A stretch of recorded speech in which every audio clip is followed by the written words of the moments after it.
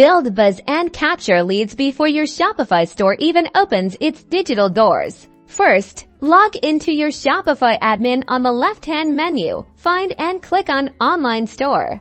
This will take you to your theme settings here. We need to access your theme code to enable a Coming Soon page. Scroll down and click on Edit Code. Don't worry, we'll guide you through this visually. In the Files section on the left, locate and click on the theme.liquid file. This is where we'll make our simple modification. Inside this file, find the closing less than head tag just above it. We'll paste a special code snippet. This snippet tells Shopify to display a dedicated Coming Soon page instead of your incomplete store. Now, let's set up the actual Coming Soon page. Many Shopify themes come with a built-in Coming Soon functionality, or you can easily add it up for a more customized look.